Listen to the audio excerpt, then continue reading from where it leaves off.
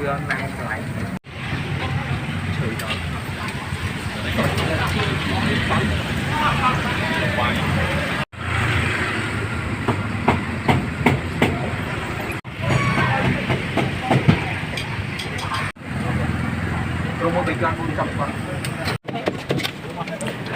Popular Cambodian street food, tasty roasted duck, chicken, pork ribs, and more in Phnom Penh.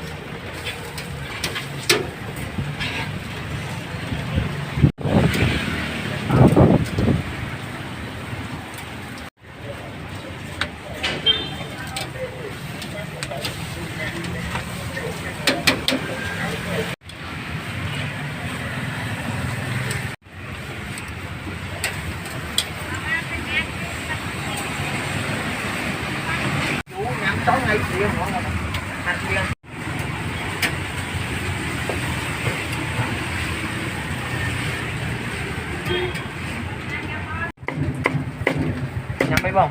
Vâng.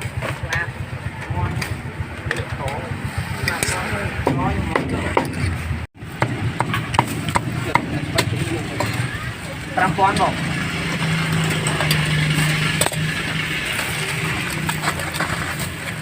Táo không? Con được không?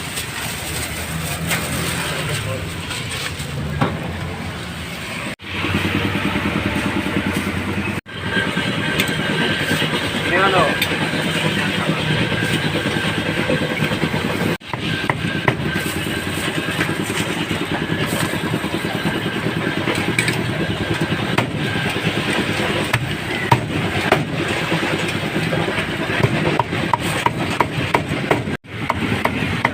Anh cho cô nữa.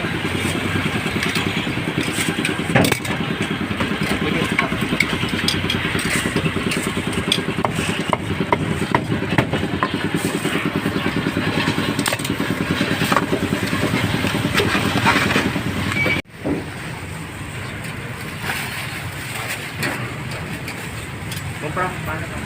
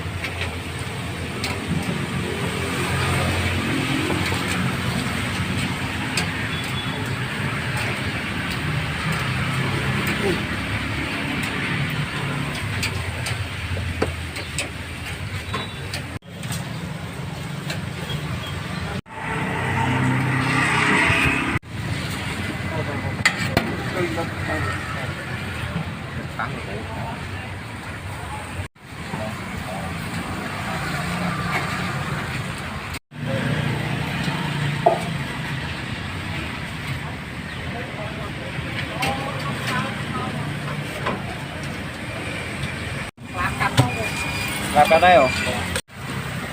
Cái phu mấy dây cái lạc.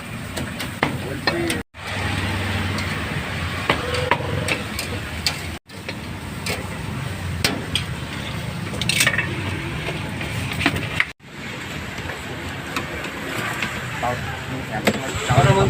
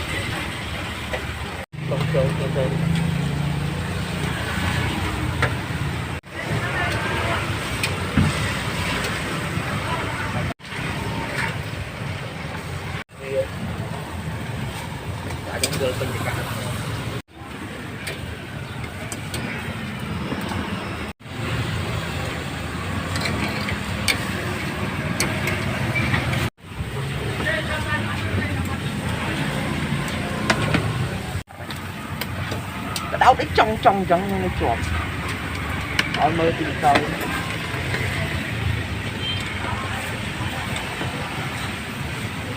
Chắc là lạ không? Ở đây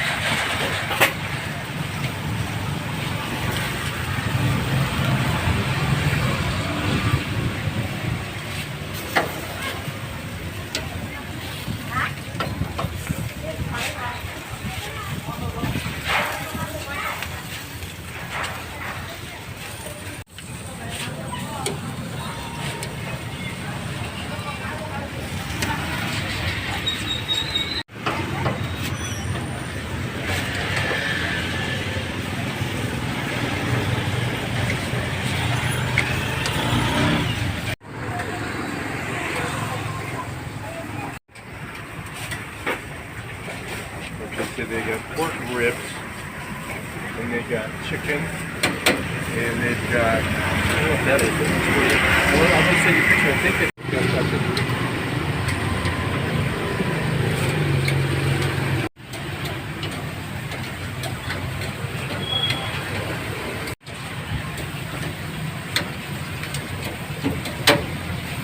I'm 100% sure that's pork though, but that's supposed to be fat, not really pork. So it's up to you.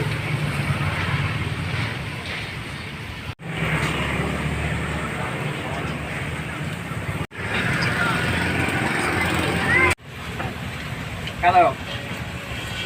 Bay gần đi, bay gần bay rồi. Món Đà Nẵng mua nhỉ? Ba cùng.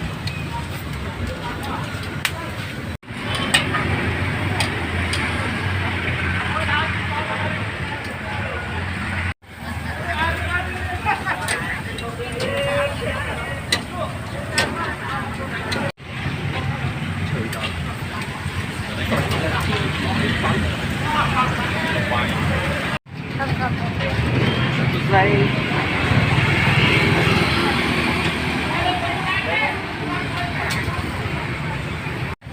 Cà phê, cà phê, cà phê. Rung phi bị cho ăn muối à? Còn anh vậy không ăn, ép anh đừng ăn được con đâu.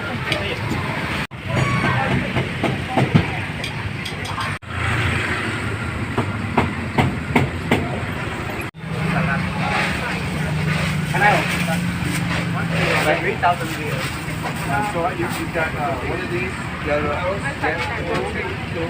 wife,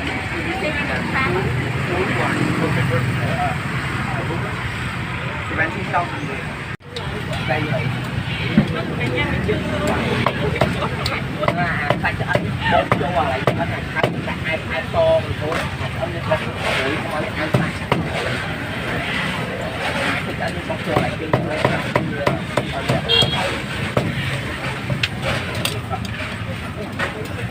Bọc cuốn thôi.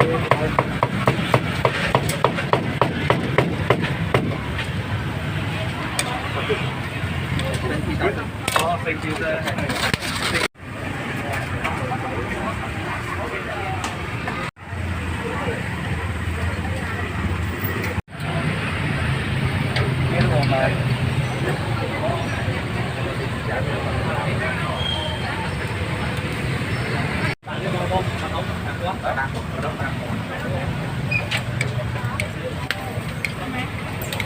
Đừng do một cái phải để đó một cái xanh trắng, xanh trắng như là xanh chi tròn.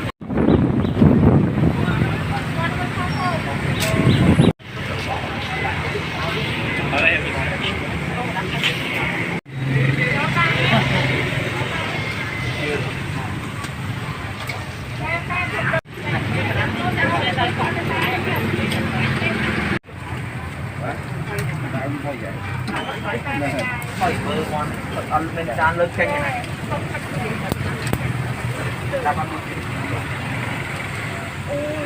Cắt bật o tay, lớn quá nha nè, lớn hơn đủ cùi.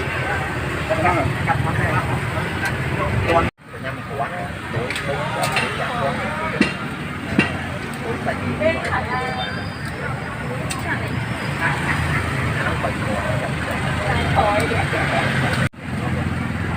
mua bị gan vui trong con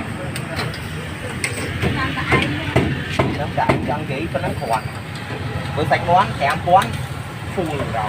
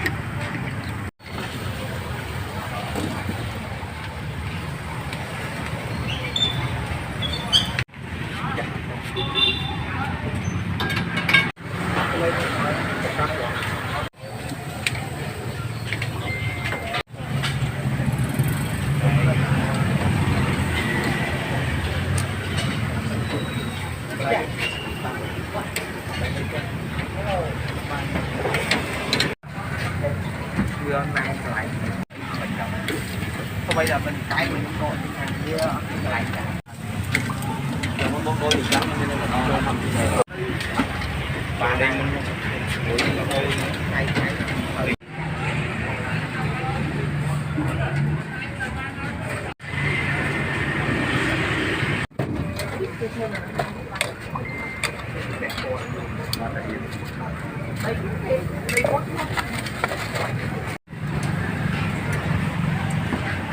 trong trong cái phim đánh trong phim đang đánh ba mình bay bóng tím ơi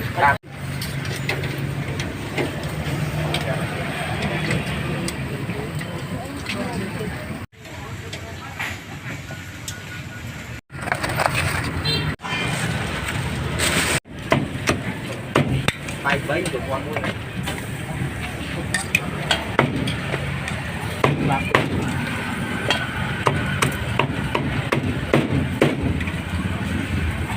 thì tôi về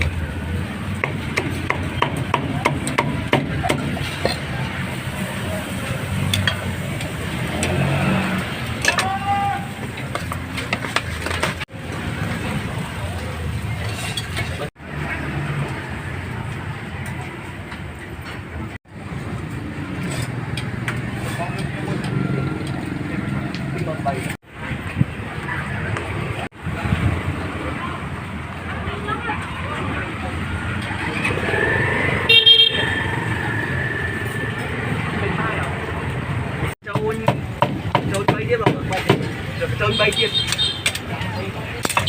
មួយតាមចូលដាក់គ្នាទីតោតែចឹងមិនទុំមួយបាទ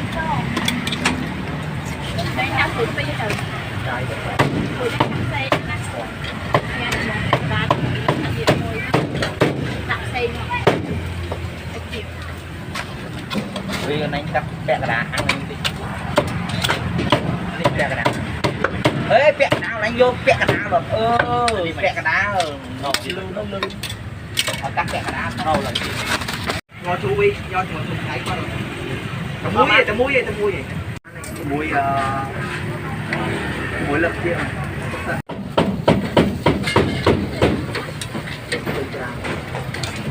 ចាប់ចុះណា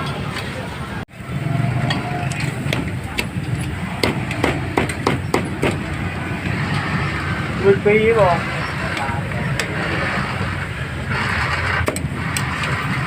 ហ្នឹងចាប់រងមួយ